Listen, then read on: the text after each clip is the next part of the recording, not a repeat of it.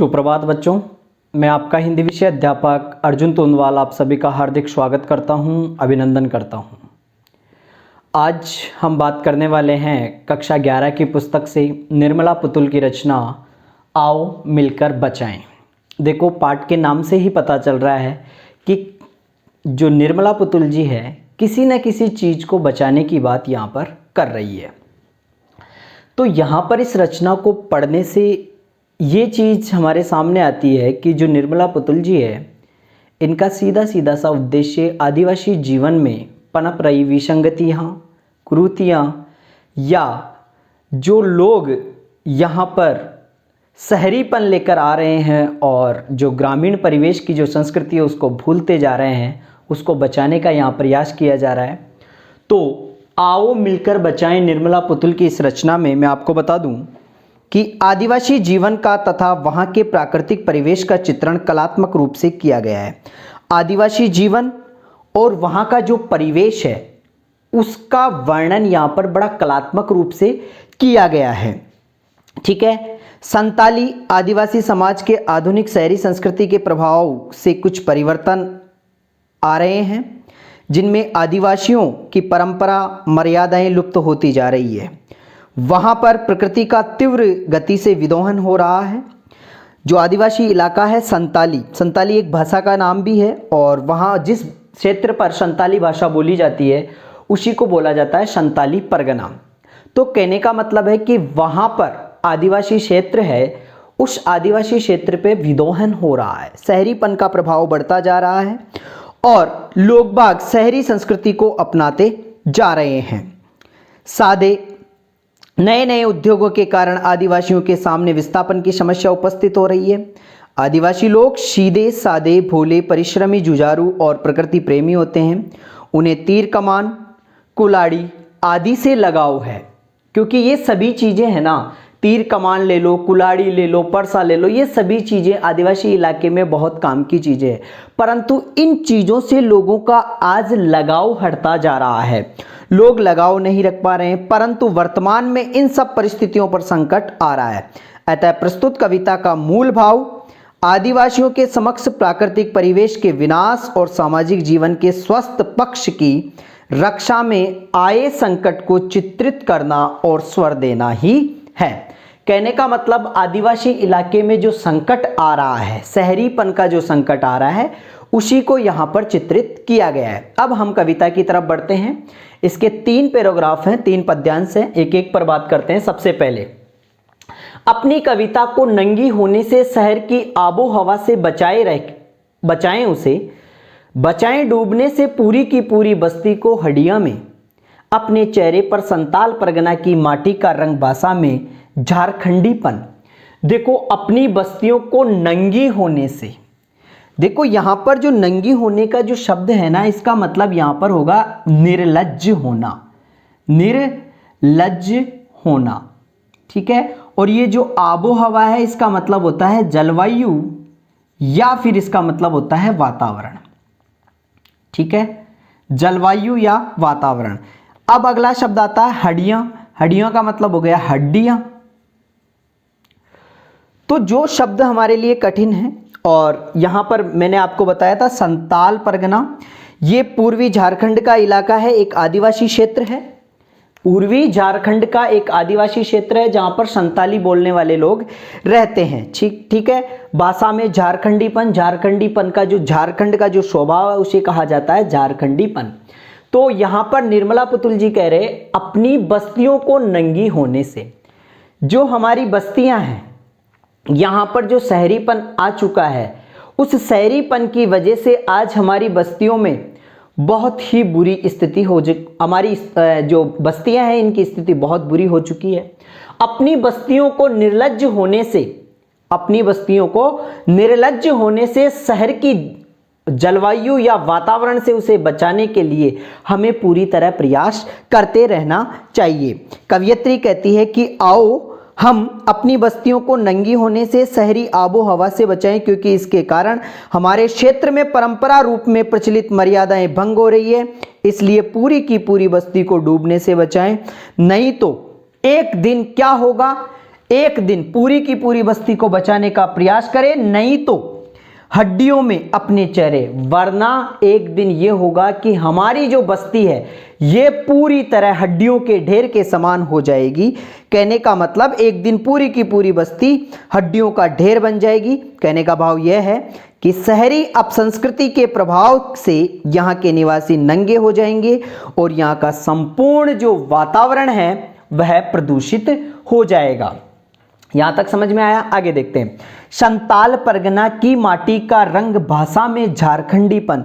देखो, संताल परगना का मतलब मैंने आपको बताया है कि जो पूर्वी इलाका है झारखंड का, उसका एक भाग है वह है संताल परगना। कवयित्री यहां कहना चाहती है कि हम चाहते हैं कि हमारे झारखंड के जो लोगों के चेहरे पर शहरी सभ्यता का प्रभाव किसी भी स्थिति में नहीं पड़े।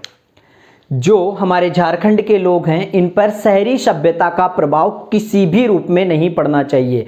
शहरी सभ्यता की हवा इनको नहीं लगना चाहिए। शहरी सभ्यता का जो भी पूरी तरह से वातावरण है वह किसी भी स्थिति में यहाँ पर उपस्थित नहीं होना चाहिए, क्योंकि यहाँ पर अगर शहरीपन दिखाई दे दिया तो फिर हमारी गांव की जो संस्कृति है उसका विनाश होता चला जाएगा। अर्थात यहाँ पर बल्कि हमारी मिट्टी के रंग का ही प्रभाव उन पर पड़ा रहे। यहाँ के जो लोग हैं उनके व्यवहार और चाल चलन पर प्रादेशिक गुण ही बने रहें। उनकी भाषा का झारखंडी जो स्वभाव है, भाषा में झारखंडी स्वभाव, यहाँ के लोगों में जो झारखंडी स्वभाव है वह यथावत बना रहे। उन पर पाश्चात्य संस्कृति या फिर बाहरी जो संस्कृति है उसका प्रभाव बिल्कुल भी नहीं हो। आगे चलते हैं। ठंडी होती दिनचर्या में जीवन की गर्माहट, मन का हरापन, भोलापन, दिल का अक्कड़पन, जुझारूपन भी भीतर की आग धनुष की डोरी, तीर का नुकीलापन, कुल्हाड़ी की धार, जंगल की ताजा हवा, नदियों की निर्मलता, पहाड़ों का मौन, गीतों की धुन, मिट्टी का सौंदापन, फसलों की लहलहाट। देखो दोबारा पढ़ो। ठंडी होती दिनचर्या में जीवन की गर्माहट। देखो यहां पर अगर हम बात करें तो जो निर्मला पुतुल जी है उन्होंने क्या बताने का प्रयास किया गया है? कवयित्री अपने प्रादेशिक गुणों को बचाने का आग्रह करती हुई कहती है कि शहरी संस्कृति के प्रभाव में आने से यहाँ के लोगों की दिनचर्या में एक प्रकार से ठहराव आ चुका है। शहरी सभ्यता के प्रभाव से यहाँ के जो लोग हैं उनमें एक तरह से अपनी दिनचर्या में ठहराव सा आ गया है। जिस संस्कृति में वो जिया करते थे, जिस जीवन को वह आनंद लिया करते थे, उसमें ठहराव सा आ गया है। ठंडी होती दिनचर्या में जीवन की गर्माहट। ठंडी होती दिनचर्या में कहने का मतलब यहाँ पर यह है कि दिनचर्या, यहाँ के लोगों की दिनचर्या में एक प्रकार से ठंडापन, धीमी गति हो चुकी है। ठीक है, और उनके जीवन में समाई गर्माहट अर्थात उत्साह समाप्त हो गया है। इन दो लाइनों का मतलब ढंग से समझे। ठंडी होती, ठंडी शिथिल हो चुकी है। यहाँ की जो दिनचर्या है उसमें क्या आ गया है? ठहराव आ गया है। और जीवन की गर्माहट, गर्माहट का मतलब होता है साहस। तो कहने का मतलब यहाँ के लोग जिस तरह से अपने जीवन को साहस के साथ जिया करते थे उनमें क्या आ गया है? रुकावटीपन आ गया है। अब देखो यहाँ के लोगों में मन का हरापन, यहाँ के जब लोग थे, जब बाहरी सभ्यता का प्रवेश नहीं हुआ था, बाहरी संस्कृति का प्रवेश नहीं हुआ था, तब यहाँ के लोग मन से हरे थे। भोलापन, उनके दिल से उनका भोलापन झलकता था।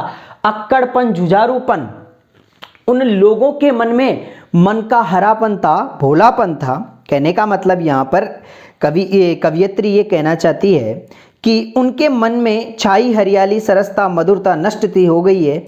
वे एक दूसरे से कटे कटे से रहकर जीवन व्यापन करने लगते हैं। उनके दिलों में शहरी संस्कृति के कुप्रभाव से भोलापन, अक्कड़पन, जुझारूपन, भोलापन, अक्कड़पन, जुझारूपन ये सभी क्या हो गया है? समाप्त हो गया है। भीतर की आग, एक दूसरे के प्रति ये समान भाव रखते थे, एक दूसरे के प्रति समर्पित रहते थे, वह भीतर की आग भी क्या हो गई है? समाप्त हो गई है। धनुष की डोरी टूट गई है जो कि उनका जीवन यापन करने का साधन था। तीर का नुकीलापन समाप्त हो गया है, कुल्हाड़ी की धार समाप्त हो गई है, जंगल की ताज़ा हवा। यहाँ के लोग सुबह शाम घूमने के लिए जंगल में घूमा करते थे, परंतु आज पाश्चात्य संस्कृति आ चुकी है, शहरीपन बढ़ता जा रहा है तो जंगलों की कटाई होती जा रही है। उन जंगलों को हमें बचाना है। ताज़ी हवा हमारे स्वास्थ्य के लिए बहुत ही अच्छी है, परंतु आज जंगल की कटाई होने के कारण ये जंगल की ताज़ा हवा में नसीब नहीं हो रही है। नदियों के अंदर गंदा पानी बहता हुआ आ रहा है, जबकि नदियों की निर्मलता, नदियों का जो पानी है वह लोग बाग वैसे ही पिया करते थे। पहाड़ों का मौन,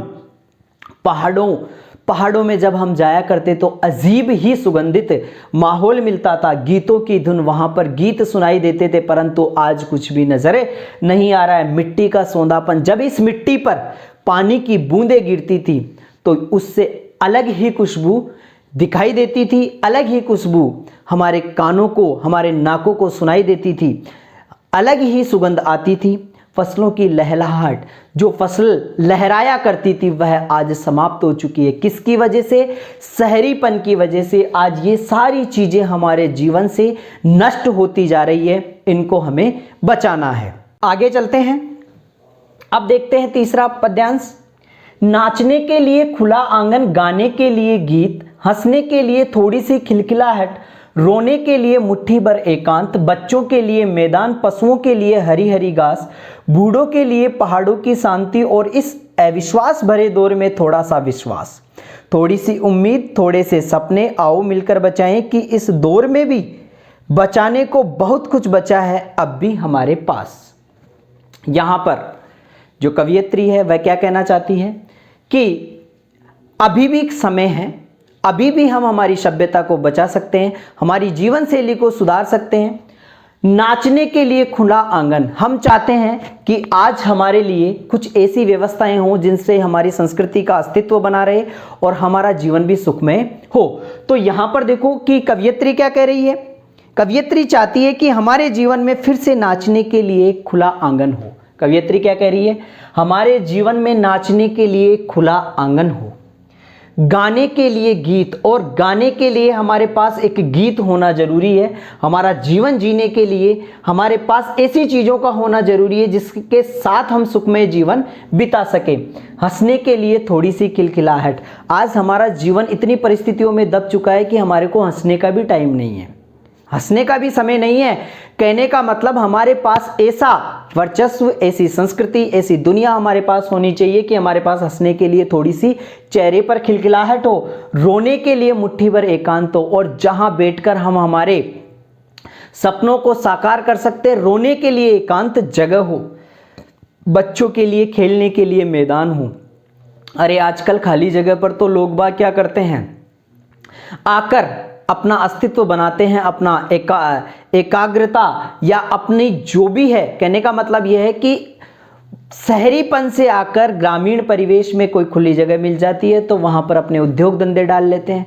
वह सारी चीजें समाप्त हो गई है, परंतु हमारे पास बच्चों के लिए खेलने के लिए एक मैदान का होना आवश्यक है, पशुओं के लिए हरा हरा चारा उगने के लिए जगह होनी चाहिए, और बूढ़ों के लिए पहाड़ों की शांति होनी चाहिए, जहां पर बूढ़े व्यक्ति सुबह शाम जाकर अपने आप को शांति से भरपूर समझे। और इस अविश्वास भरे दौर में थोड़ा सा विश्वास, थोड़ी सी उम्मीद और थोड़े से सपने हमारे लिए बचाने जरूरी है। इसलिए कवियत्री कहती है कि आओ मिलकर बचाएं कि इस दौर में भी बचाने को बहुत कुछ बचा है अब भी हमारे पास, आज भी हमारे पास बहुत कुछ बचा। अब भी समय है कि हम हमारी संस्कृति, हमारी जीवन शैली, हमारी दिनचर्या को बचा कर रख सकते हैं और आरामदायक जीवन बिता सकते हैं। जब तक शहरी सभ्यता का प्रभाव, बाहरीपन का प्रभाव और ये जो शहरीपन ग्रामीण परिवेश में फैल रहा है, इसको जब तक हम नहीं बचाएंगे तब तक हमारी संस्कृति खतरे से बाहर नहीं होगी। तो कवियत्री यहाँ यही आह्वान करना चाहती है कि आओ मिलकर बचाएं, इस दौर में भी बचाने को बहुत कुछ बचा है। अब भी हमारे पास समय है, हम बहुत कुछ बचा सकते हैं। निर्मला पुतुल जी का इस कविता के माध्यम से बहुत ही अच्छा संदेश है, आप सभी को समझ में आया होगा। धन्यवाद।